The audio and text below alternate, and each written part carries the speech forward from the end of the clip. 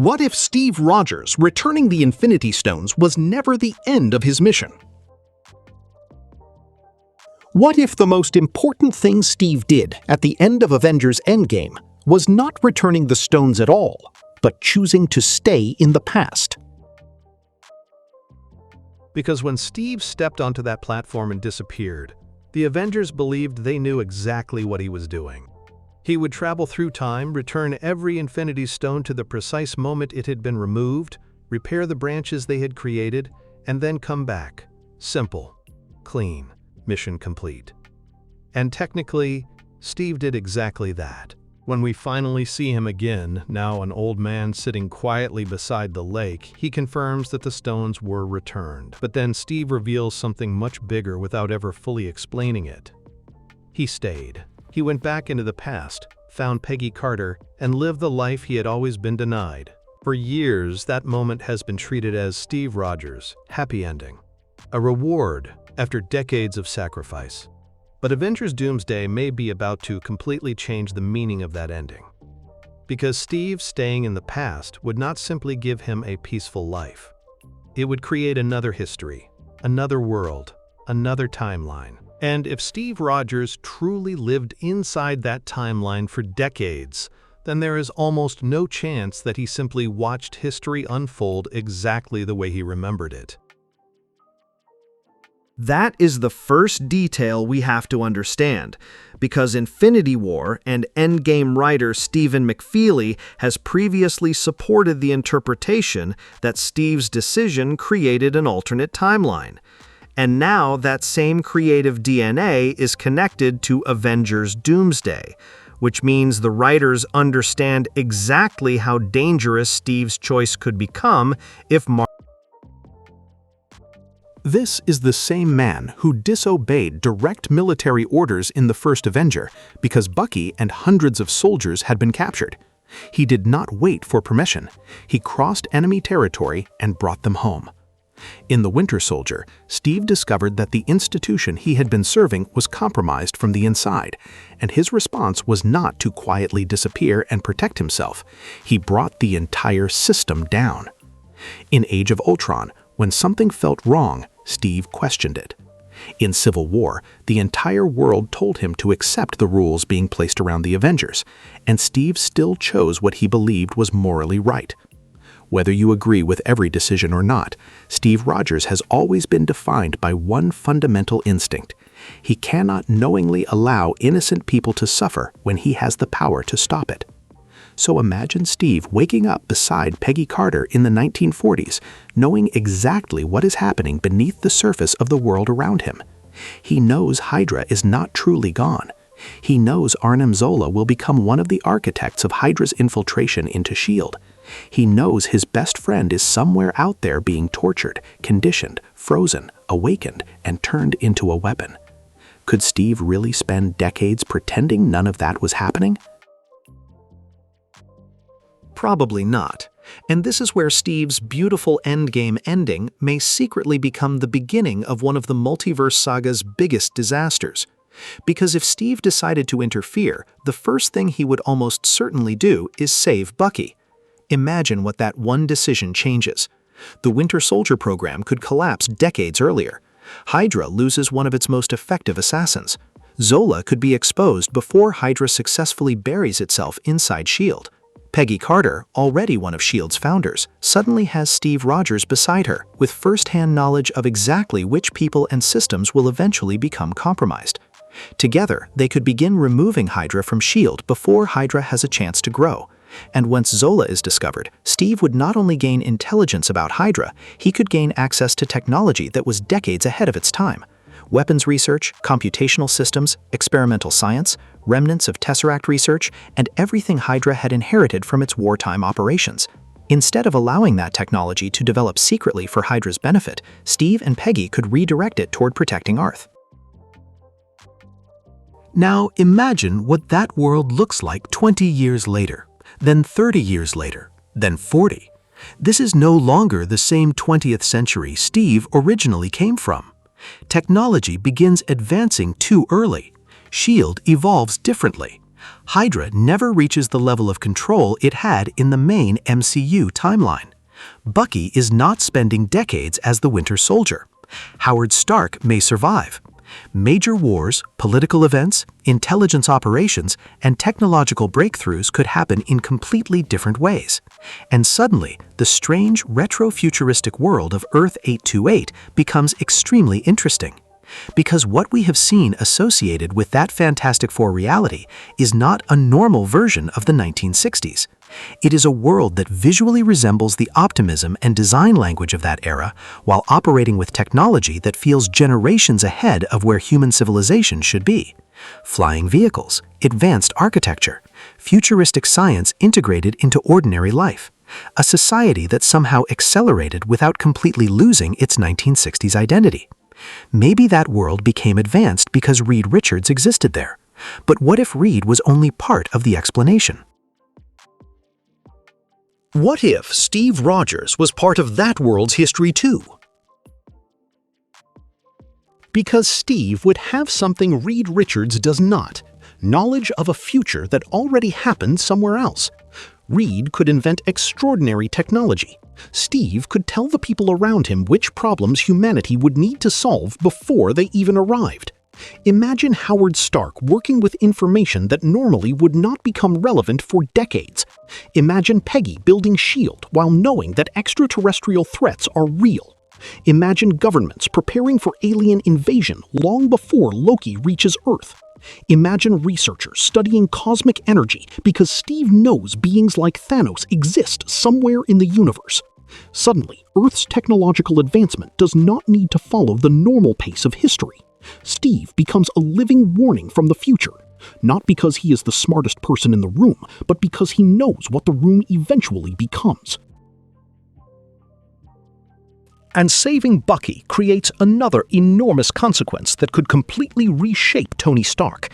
In the original timeline, Howard and Maria Stark are murdered by the Winter Soldier in 1991. Tony spends years carrying unresolved anger toward his father, and that emotional damage becomes one of the central pieces of his personality. His arrogance, insecurity, obsession with solving impossible problems, need for approval, and eventually even the Civil War conflict are deeply connected to his relationship with Howard. But if Steve rescues Bucky before that assassination ever happens, Howard and Maria could survive. Tony grows up differently. Maybe Howard eventually repairs his relationship with his son. Maybe Tony never becomes the exact man we met in Iron Man. Maybe there is no weapons-dealing billionaire who gets captured in Afghanistan and builds an arc reactor in a cave. Maybe there is no Iron Man at all. And if there is no Iron Man, there may never be the Avengers as Steve remembers them. That is the terrifying beauty of the butterfly effect. Steve does not need to intentionally redesign the universe. He only needs to save one person. Bucky lives differently, so Howard lives differently. Howard lives differently, so Tony lives differently. Tony lives differently, so Iron Man changes. Iron Man changes, so the Avengers change. The Avengers change, so Ultron may never exist. Sokovia may never happen. The Sokovia Accords could disappear. Vision may never be created in the same way. Even Thanos' path toward Earth could unfold differently. One compassionate decision made by Steve Rogers in the 1940s could rewrite 70 years of history. And the strange part is that Steve would probably believe he was making that world better. Hydra is gone earlier. Bucky is saved. Peggy is protected. Howard survives. Earth becomes more technologically advanced. Families that were destroyed in the original timeline remain intact. From Steve's perspective, this could look like proof that changing history was the right decision. But the multiverse saga has repeatedly warned us that making one universe better can still destabilize the larger multiverse. Doctor Strange in the Multiverse of Madness introduced a concept that suddenly becomes incredibly important here: the footprint a traveler leaves behind. Reed Richards explains the danger of someone existing in a universe where they do not belong. The longer that presence continues and the greater its impact becomes, the higher the risk of an incursion. And nobody would leave a larger footprint than Steve Rogers. Strange dreamwalks into another reality for a limited amount of time and already creates dangerous consequences. Steve could live inside another branch for decades. He could marry Peggy. He could have children. He could alter S.H.I.E.L.D., save Bucky, save Howard Stark, change technology, change wars, change heroes, change the entire trajectory of civilization. Steve Rogers would not leave a footprint. He would leave a crater. And if that timeline eventually becomes connected to Earth 828, then Avengers Doomsday may finally reveal why Dr. Doom sees these heroes so differently than we do. To us, Steve Rogers is the ultimate symbol of heroism, the man who always tries to do the right thing. But from Doom's perspective, someone like Steve could be exactly the reason entire realities begin collapsing. Doom may not care that Steve acted out of love. He may not care that Bucky was saved, or that Peggy finally got the life Steve wanted. If Steve's interference contributed to an incursion that destroys worlds, then Doom sees the result, not the intention. Families erased, civilizations lost, entire universes crashing into one another because people from one reality decided they had the right to rewrite another. That would make Doom's anger deeply personal. He would not simply look at the Avengers and see heroes standing in his way. He would see people who repeatedly break the natural boundaries of reality and then expect everyone else to survive the consequences. Tony and Steve traveled through time. Doctor Strange crossed universes. Wanda dreamwalked through alternate realities. Loki shattered the old structure of the sacred timeline. And Steve may have spent an entire lifetime changing a world that was never originally his. From Doom's point of view, perhaps the Avengers are not saving the multiverse anymore. Perhaps they are the disease destroying it. But this creates another major question. If Steve really created such a massive branch, why did the TVA never prune it? Before Loki changed the organization, the TVA erased timelines for far smaller deviations. A person arriving late for work could become a variant. Someone making the wrong decision could create a Nexus event. Yet Steve Rogers apparently travels into the past, marries Peggy Carter, changes decades of history, and somehow gets to live there peacefully? That contradiction has always existed around Endgame. But what if the answer is not that the TVA failed to notice Steve? What if someone deliberately allowed him to remain there? And there is one character who would understand exactly why Steve Rogers might be necessary. Loki. By the end of Loki's journey, the entire philosophy of the multiverse changes. The old system, controlled by He Who Remains, protected one sacred timeline by eliminating branches. Loki rejects that system.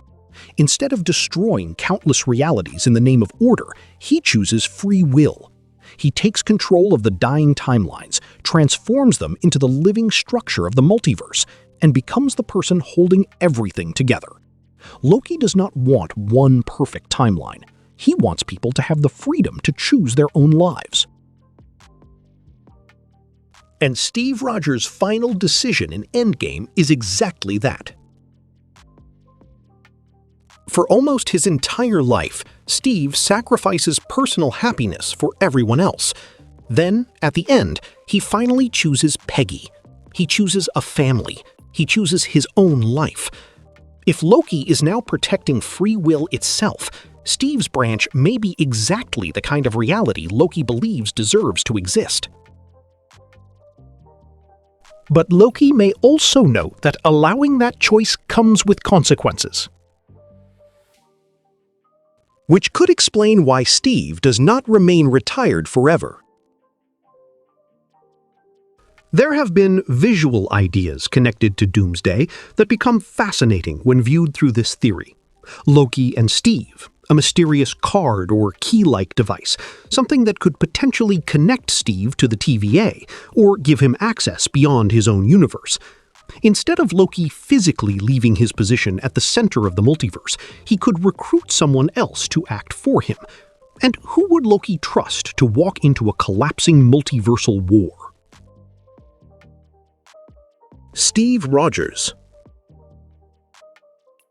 Not because Steve is the strongest Avenger. Not because he understands quantum physics. Not because he knows more about the multiverse than Reed Richards or Doctor Strange. But because Loki already knows exactly what Steve Rogers becomes when everything is falling apart, he becomes the man who refuses to stay down. And that may finally explain why Steve's peaceful new life matters so much. Imagine him living in that retro-futuristic 1960s world inside a quiet home that almost feels like Clint Barton's farmhouse, a place removed from the noise, a wife, maybe children, maybe the ordinary life Steve used to quietly envy when he saw Clint return to his family in Age of Ultron. For the first time, Steve is not Captain America. He is simply Steve. And then the multiverse comes for him anyway. The sky begins to break. Universes begin colliding. Doom emerges. The world Steve spent decades helping build is suddenly threatened with extinction. And worse, Steve may slowly discover that his own decision to remain there helped create the instability now destroying it. That completely changes his return. Steve would not be coming back because Marvel simply needed Captain America again. He would be coming back because the life he chose at the end of Endgame has finally created a consequence he can no longer ignore. And that is where Steve Rogers' story becomes tragic in a way Endgame never prepared us for. Because the thing he wanted most was never power, recognition, or even victory. He wanted a normal life. He wanted the dance he missed. He wanted the home he never got to build. He wanted a family that existed outside of war. So if Avengers Doomsday reveals that Steve finally had all of that, only for the multiverse to come crashing into his world, then his return to battle is not just another superhero comeback, it becomes the destruction of the ending he earned. Steve could be forced to watch the universe he helped build begin to collapse because of an incursion, while knowing that his own decision to remain there may have helped create the conditions for that collision. That is a very different kind of enemy than Thanos. Thanos could be punched, his army could be defeated, his plan could be reversed. But how does Steve fight the consequences of his own choices? How does he protect a family that may only exist because he changed history? And what happens when Dr. Doom looks him in the eye and tells him that none of this would be happening if Steve had simply returned home when he was supposed to? That kind of confrontation could instantly give Doom a reason to target Steve personally. Doom would not have to hate Steve because Steve is Captain America. He could hate what Steve represents, heroes making universal-level decisions based on personal emotion. Steve chose Peggy. Strange chose to protect America Chavez. Wanda chose her children. Loki chose free will. Again and again, characters in the multiverse saga have made emotionally understandable decisions that produced consequences far larger than they could control. Doom could look at that history and decide that emotion itself is the weakness destroying reality. From his perspective, maybe he is not the villain invading innocent worlds. Maybe he believes he is the only person willing to impose order before everything disappears. That does not make him right, but it makes his conflict with Steve much more interesting. Steve represents freedom, individual choice, and the belief that people deserve the chance to decide their own lives. Doom represents control, certainty, and the belief that survival matters more than freedom. Loki choosing free will already placed him philosophically on Steve's side. Doom, meanwhile, could become the extreme opposite, a man who believes the multiverse has become too unstable to be trusted to individual choices anymore. And this is probably where Loki's involvement becomes much bigger than simply protecting Steve's timeline. Loki would be able to see the multiverse from a perspective almost no one else has. He is not watching one Earth collapse, he is holding countless realities together at once. If incursions begin spreading, he may recognize patterns long before individual heroes do. He could see which universes are becoming unstable, which timelines are beginning to overlap, and possibly even which people are most important to what comes next. But Loki has a problem. His position may make him incredibly powerful, while also making him almost completely trapped. If he abandons the multiversal tree, everything could collapse. That means the Loki who once wanted to rule now has the ultimate throne and cannot leave it. He needs agents, people who can move through realities while he remains at the center, and Steve is almost perfectly designed for that role. Loki has seen versions of Avengers history. He knows Steve's determination. He knows Steve can inspire people who otherwise would never trust each other. In a war involving the Fantastic Four, X-Men, Avengers, Wakandans, New Avengers, and completely different universes, the most valuable thing Loki could send into the battlefield may not be another cosmic weapon. It may be the one person capable of turning strangers into a team. That mysterious card or key-like object becomes especially interesting under this interpretation. Maybe it is not a weapon at all. Maybe it is access, a way for Steve to contact Loki, move through TVA pathways, or travel between collapsing realities without using the same dangerous methods that created previous incursions. The TVA already understands movement outside normal time. Loki now sits beyond ordinary temporal structure. If he gives Steve some kind of controlled access point, Steve could become a multiversal field operative. Imagine the irony of that evolution. The man who once struggled to understand smartphones and modern technology becomes someone moving between universes. But emotionally, it makes perfect sense. Steve has always adapted when the mission demanded it. He woke up 70 years in the future and kept moving. He fought aliens in New York almost immediately after entering a completely different century. He learned that S.H.I.E.L.D. had been infiltrated, destroyed it, and rebuilt his life again. The multiverse would simply be the largest version of the same challenge. Steve does not need to fully understand every equation behind an incursion. He only needs to understand what happens if he fails. And failure would now mean losing far more than a city or even one planet. His new family could be inside the universe, facing destruction. That gives the peaceful Steve we may see in this retro-futuristic world an emotional purpose. It is not just fan service, showing us what happened after Endgame. It gives Steve something new to lose. Clint Barton's farmhouse mattered in Age of Ultron because it showed Steve a life outside the Avengers that he never believed he could have. He looked at Clint's family and understood that another kind of future was possible. But Steve also knew that future did not belong to him yet. By Endgame, it finally did. So placing Steve in a similarly quiet home decades earlier would complete that visual idea. He got the house, he got the family, he got the peace. And then the sky literally begins tearing itself apart. That image alone would communicate the central tragedy of Steve's return. He did not fail to retire. The multiverse failed to let him stay retired. But there is another layer that could make his role even more important. Steve may not initially understand that the world he lives in is already part of a much larger problem. To him, this timeline could simply feel like the life he chose. Maybe he has spent years believing that returning the Infinity Stones fixed everything. Maybe he thinks his branch is stable because nothing catastrophic happened immediately. Then Reed Richards enters the equation. Reed could be the person who finally explains to Steve what his presence actually means in multiversal terms. Imagine Steve learning that a variant can destabilize a reality simply by existing there long enough and leaving too large a footprint. Suddenly, every good thing Steve did becomes morally complicated. Saving Bucky was good, stopping Hydra was good, preventing Howard Stark's murder was good, helping Earth become safer was good. But if all those actions made the branch increasingly distinct from the universe Steve originally came from, then the same heroic instincts that saved millions may have also pushed realities closer toward collision. That is where Doomsday could challenge Steve in a way none of his previous movies ever did.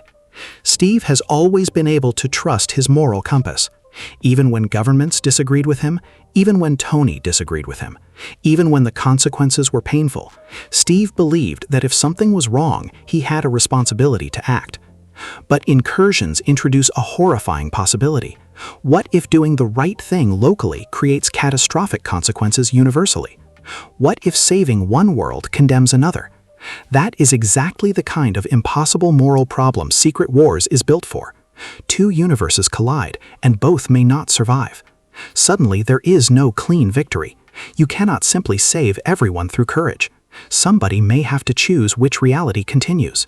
And Steve Rogers, the man defined by refusing to trade lives, could find himself facing a cosmic version of the same question Vision raised in Infinity War. Except now the calculation is not one life versus billions. It could be one universe versus another. Dr. Doom would thrive inside that impossible choice. Doom is exactly the kind of character who could make the decision Steve refuses to make. If two universes are colliding and only one can survive, Doom may destroy one without hesitation. He could justify it mathematically, strategically, even emotionally if his own people are threatened. That difference could become the core conflict between them. Steve would insist there has to be another way. Doom would argue that Steve's refusal to accept hard choices is exactly why reality keeps collapsing. And perhaps Doom would have evidence. Maybe Steve's branch is one of the universes at the center of the crisis. Maybe the retro-futuristic reality that gave Steve his family is colliding with the main MCU timeline. Now Steve is forced to choose between the world where he was born as Captain America and the world where he finally became a husband and father. Which Earth is his home? That question is far more powerful than simply asking which universe wins. Because for Steve, both are home. The main MCU timeline contains Sam Wilson, Bucky, Bruce Banner, Thor, and the legacy of everyone Steve fought beside. It is the world where Tony Stark sacrificed himself. It is the world Natasha died to save. But the other reality may contain Peggy, his children, decades of memories no one else has seen, friends who only exist because Steve stayed. Maybe Bucky has lived a completely different life there. Maybe Howard Stark grew old. Maybe Tony became a completely different person. Steve could be standing between two universes filled with people he loves, knowing the multiverse may demand that one disappears. That is not simply another battle for Captain America. That is the ultimate test of everything his character believes. And Loki may know this is coming before Steve does. That could be why Steve receives the key. Loki is not recruiting him simply because he needs a soldier. He needs someone capable of finding a third option when every cosmic genius says only two options remain. That is Steve's real superpower. Not the serum, not the shield, not Mjolnir. It is the refusal to accept that innocent people must be sacrificed simply because everyone else has decided the situation is hopeless. In the first Avenger, he refused to accept that Bucky's unit was lost. In Winter Soldier, he refused to accept S.H.I.E.L.D. as necessary after discovering what it had become. In Infinity War, he refused Vision's suggestion that they trade his life for the stone. And in Endgame, when Thanos' army stood against one broken man, Steve tightened the shield on his arm and prepared to fight anyway. So, if Loki is looking across the multiverse for someone to oppose Doom's philosophy, Steve Rogers is the obvious choice. But there is still a major problem. The Steve we eventually see at the end of Endgame is old. Not slightly older, not retired after Doomsday. He is an elderly man who appears to have lived an entire lifetime. Somehow, after whatever happens in his branch, after whatever Avengers Doomsday and Secret Wars do to reality, Steve still has to arrive at that bench. And that means his return in Doomsday cannot simply erase Endgame's ending. In fact, it could complete it. This is where the timeline starts becoming fascinating. What if Endgame did not show us Steve immediately after he returned the stones and lived with Peggy? What if that old Steve had already experienced everything we are about to see? Think about the way he behaves on that bench. He is calm, almost strangely calm. Sam is confused. Bruce has no explanation for how Steve appeared there. Bucky, however, looks like he understands more than he says. Steve gives Sam the shield, but he refuses to explain his life with Peggy. When Sam asks about the wedding ring, Steve simply smiles and says, "No, I don't think I will." At the time, that felt like a sweet, private moment. Steve finally had something that belonged only to him. But after Doomsday, that silence could mean something completely different. Maybe Steve is not refusing to describe an ordinary retirement. Maybe he cannot explain what happened without revealing the future. Because from Sam's perspective, at the end of Endgame, Avengers Doomsday has not happened yet. If old Steve has already lived through it, he knows things Sam cannot know. He may know about the incursions. He may know about Doom. He may know what Sam himself is going to do. He may even be holding an object that only exists because of events that, from Sam's perspective, have not happened yet. The shield. And this is where the Captain America shield could become one of the strangest objects in the entire multiverse saga. Because the shield Steve gives Sam does not appear to be the same broken shield Steve carried into the final battle against Thanos. Thanos shattered that one. After Tony's funeral, Steve leaves to return the stones and Mjolnir, but when old Steve appears later, he has a fully intact shield ready for Sam. Where did it come from? For years, the easy answer has been that Steve acquired another shield during the decades he spent in the alternate timeline. But Avengers Doomsday and Secret Wars could turn that question into something much bigger. What if Steve does not obtain the shield in the past? What if he receives it in the future?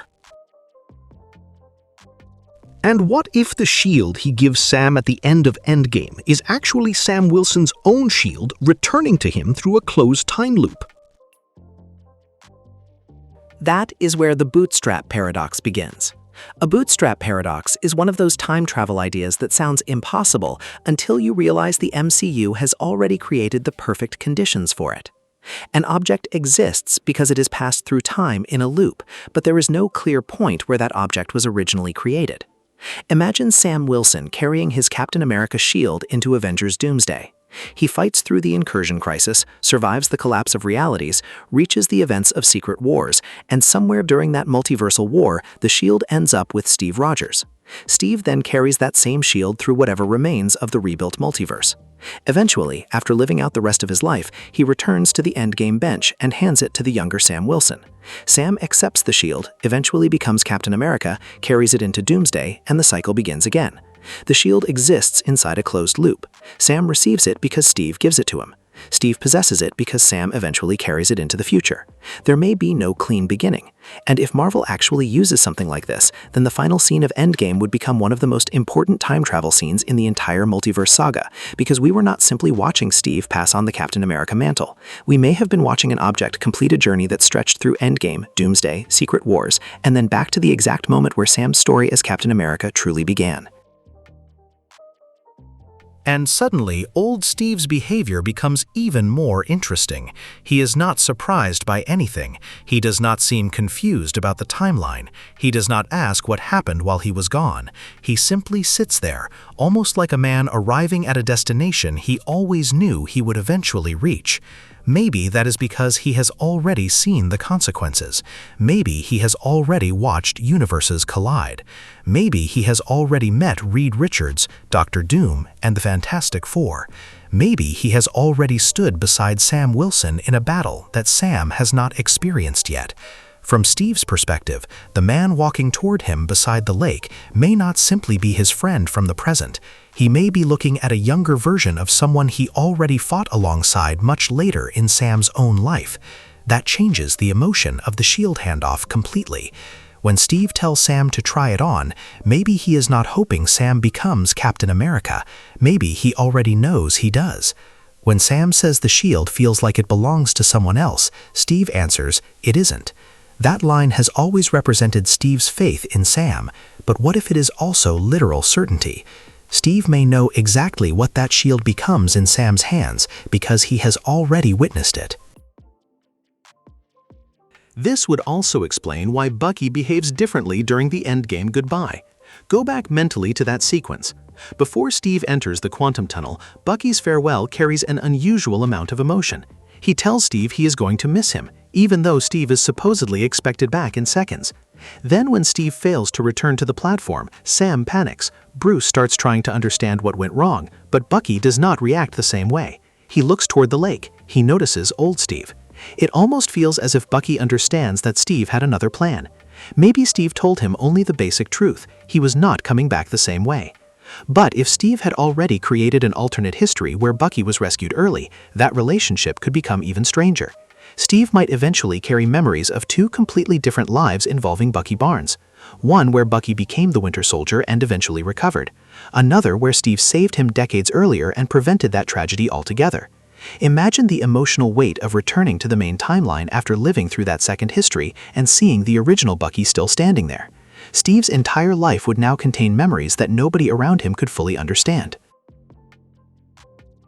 And that is why I do not think Avengers Doomsday needs to erase Steve's Endgame ending to bring him back. It can do the opposite.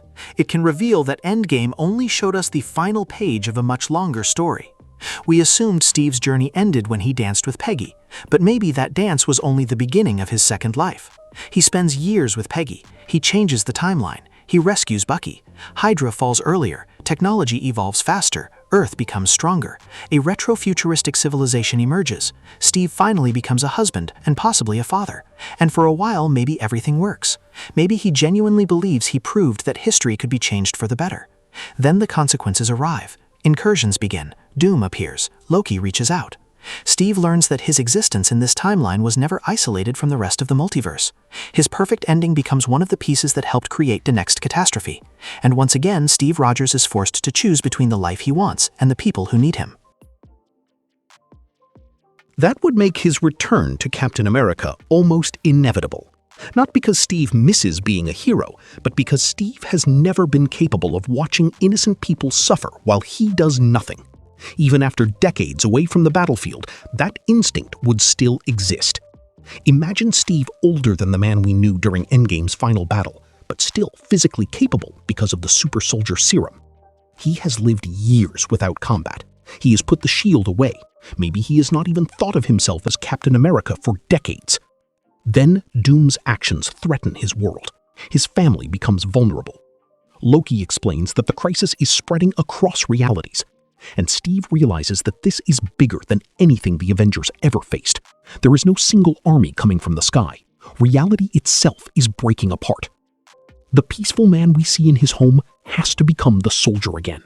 Not because he wants another war, but because this time, the war has entered the home he spent his entire first life trying to find. And there is something beautifully circular about Loki being the one who brings Steve back. Their first real interaction in the MCU was built around conflict. Loki invaded Earth. Steve stood against him. Loki mocked him as a man out of time, and Steve treated him as another tyrant who believed people should kneel. Years later, those two characters could become philosophical allies. Loki has learned the value of free will. Steve has always represented it. Loki once wanted people to surrender choice to him. Now he may sacrifice everything to preserve choice for everyone. Steve once fought Loki because he refused to kneel. Now Loki could choose Steve specifically because he knows Steve will never kneel to Doom either. That is enormous character symmetry. The villain from the Avengers' first team-up could become the person who helps assemble the multiverse's final resistance. And if Doom knows Loki is using Steve as his representative, then Steve becomes more than just another enemy. He becomes a direct obstacle to Doom's plan. Doom may see Loki's free multiverse as fundamentally unsustainable. Infinite branches create infinite points of conflict. Variants cross realities. Incursions increase. Worlds collide. Doom could decide that Loki's philosophy has failed. Free will created chaos. The multiverse cannot survive unless someone takes control. And Doom, naturally, believes that someone should be Doom. This creates the ideological battle underneath all the superhero spectacle.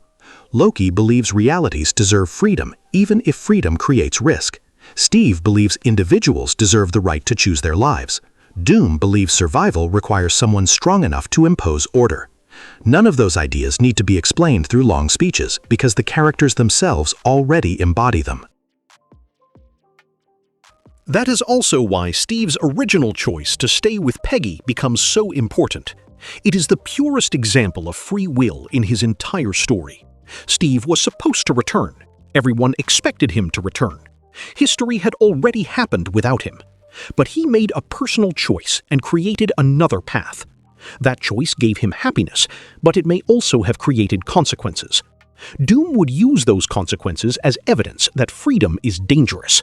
Steve would use his entire life as evidence that freedom is still worth protecting. Because even if his branch eventually contributed to an incursion, Steve would never agree that the solution is to erase people who should not exist. His children, if he has them, are not mistakes to him. The people born inside that alternate history are not errors. Bucky's rescued life is not an error. Howard Stark surviving is not an error. A civilization developing differently is not an error. These are real people who exist because history was allowed to change. And that is exactly the moral argument Loki fought to preserve at the end of his story. Doom, however, could force Steve to confront the uncomfortable part of that philosophy. If every branch deserves to survive, what happens when two branches physically cannot coexist? If an incursion reaches the point where two Earths are about to collide, simply saying both universes deserve to live does not stop the collision. This is where Steve's optimism gets tested at its absolute limit. He would have to find a solution that Reed Richards, Loki, and possibly even the TVA cannot find.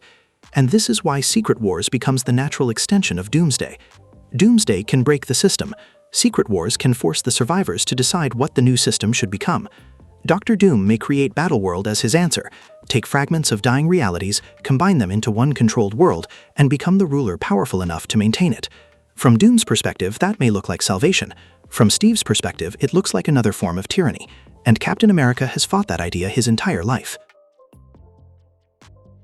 The uniforms change. The weapons change. The scale changes. But Steve's enemy is always ultimately the same thing. Someone deciding that other people should lose their freedom for the sake of a supposedly greater order. Hydra wanted control through fear. The World Security Council wanted control through surveillance. The Sokovia Accords wanted control through political authority. Thanos wanted control through extermination. Doom may want control over reality itself. That makes Steve the perfect character to stand opposite him, even if Steve cannot match Doom's powers. Captain America has never needed to be the strongest person in the fight. He just needs to be the person who reminds everyone else why they are fighting. And imagine what that means on Battleworld. Heroes from universes that were previously enemies could be forced to exist together. Avengers, Fantastic Four, X-Men, Wakandans, New Avengers. Survivors who blame each other for the destruction of their worlds. Doom's greatest advantage would not just be power, it would be division. Every group would believe someone else caused the incursions. Every universe would want its own world restored. Reed could blame choices made in the MCU. Mutants could distrust the Avengers. The Avengers could distrust Doom. Everyone would carry grief. Someone would need to turn those separate groups into one resistance. After Secret Wars, Steve possesses Sam's shield. The multiverse has been stabilized or reconstructed. His family's fate has been resolved. His role in the war is complete. He has lived through decades that the Steve we saw leave the quantum tunnel in Endgame had not yet experienced. and now he understands exactly what he has to do. He returns to the point near the lake, not through Bruce's platform, because his path through time is no longer the simple quantum realm route they expected. He arrives earlier, sits down, and waits. It is the end of the multiverse saga, hidden inside the end of the Infinity Saga. It would also completely reframe the final dance with Peggy. That scene would still be beautiful, but it would no longer represent a perfect escape from responsibility.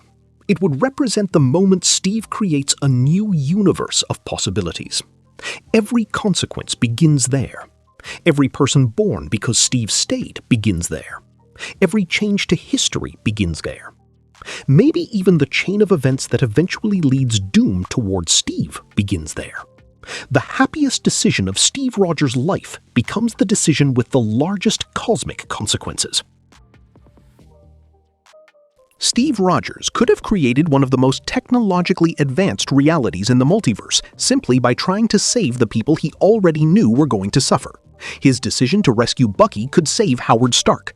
Howard surviving could change Tony. Hydra falling early could reshape S.H.I.E.L.D. Steve's knowledge of the future could accelerate Earth's development. His decades-long presence could leave an enormous multiversal footprint. That footprint could contribute to an incursion. Loki could protect the branch because he believes in free will. And when the consequences finally become impossible to ignore, Loki could recruit the very man whose choice helped create the problem. Steve would then fight through Doomsday, not only to defeat Dr. Doom, but to defend the idea that the lives created by alternate choices still matter. Secret Wars would take that struggle to its final level. And when everything is finally over, Steve closes the loop by returning the shield to Sam.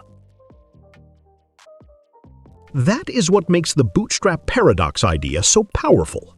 The shield becomes more than a symbol passed from one Captain America to another.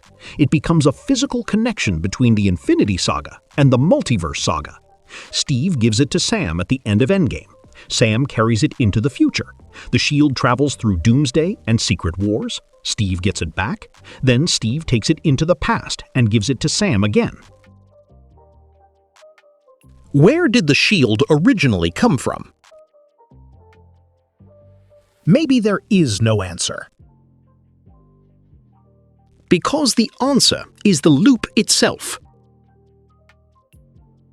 And if Marvel actually does something close to this, then Avengers Endgame will become even more important retroactively. We thought Tony Stark's sacrifice was the final action that shaped the future of the MCU. It absolutely was one of them, but Steve's quiet decision immediately afterward may have been just as consequential. Tony saved the universe by snapping his fingers. It absolutely was one of them, but Steve's quiet decision immediately afterward may have been just as consequential. Tony saved the universe by snapping his fingers. Where has Steve Rogers actually been this entire time? Because if the answer connects Peggy Carter, Bucky Barnes, Earth 828, Loki, the TVA, the Incursions, Dr. Doom, Secret Wars, and that mysterious shield on the Endgame bench, then Steve Rogers did not disappear from the MCU after Endgame. He simply entered the part of his story we were never allowed to see. And that missing story could turn out to be the foundation of the entire multiverse saga. If you enjoyed this theory, like, share, and subscribe to Filmcast. And if you want to support the channel even more, you can send a $25 super thanks. It really helps Filmcast keep making videos like this.